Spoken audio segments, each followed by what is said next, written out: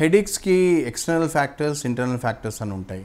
అంటే external factors అంటే ఈ పొల్యూషన్ వలన, ఈ కంప్యూటర్ యూజ్ వలన, ఈ రేడియేషన్ వలన, లేకుంటే హెవీగా వర్క్ రావడం, అలసట, ఇవన్నీ కూడా హెడేక్స్కి దారితీయచ్చు.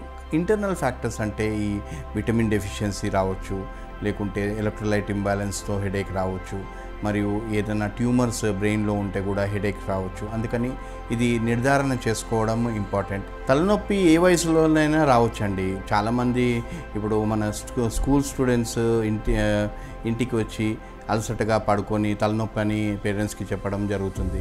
ఇది ఎన్నో కారణాలు కావచ్చు. వాళ్ళకు సరిగ్గా బోర్డు కనబడకుండా, అంటే దృష్టిలోపం వలన సైట్ వచ్చి కూడా మనము తలనొప్పి అనుకుంటాం, కానీ అది ఐ సైట్ కూడా కావచ్చు. ఆ ఐ స్ట్రెయిన్ వలన కూడా తలనొప్పి రావచ్చు.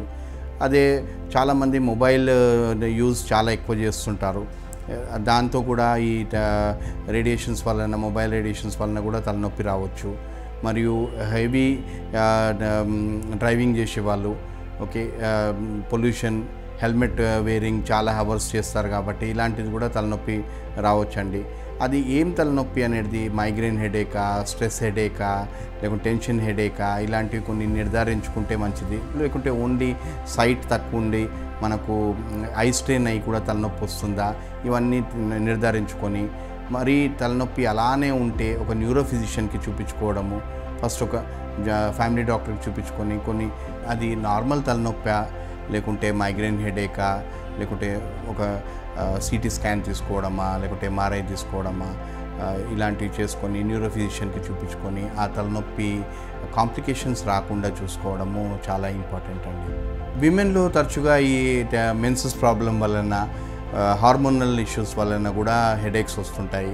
అది కూడా మనము ఒక గైనకాలజిస్ట్ని కన్సల్ట్ చేసుకొని నిర్ధారించుకోవాలి. కొన్ని హార్మోన్ టెస్టులు చేసుకోవాలి. ఈ రోజుల్లో విటమిన్ డెఫిషియన్సీ వలన కూడా హెడేక్స్ కూడా వస్తున్నాయి.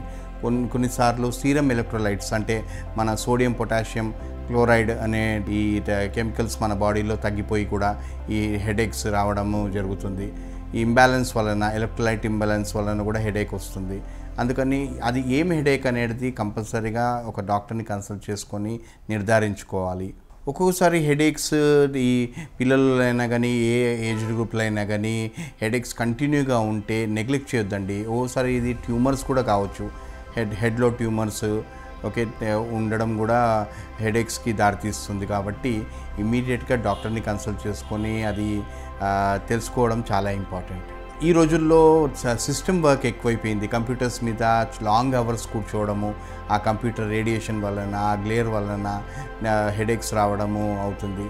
మరియు ఎక్కువ అవర్స్ ఆఫ్ ఈ కంప్యూటర్ వర్క్లో ఐసైట్ కూడా పెరిగిపోవడం జరుగుతుంది. కాబట్టి కంప్లీట్గా టెస్ట్ చేసుకోవడం ఇంపార్టెంట్. కొందరిలో లాంగ్ అవర్స్ ఆఫ్ సిట్టింగ్ వలన స్పాండిలైసిస్ ఉంటే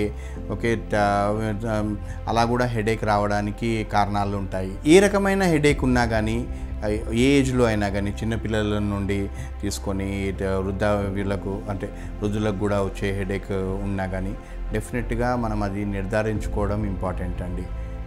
ఈ హెడేక్ సమస్యలు ఉన్నప్పుడు ఏదైనా మంచి డాక్టర్ని కలిస్తే వాళ్ళు మంచి సలహాలు ఇస్తారు, ఈ సమస్యకు పరిష్కారం చూపిస్తారు.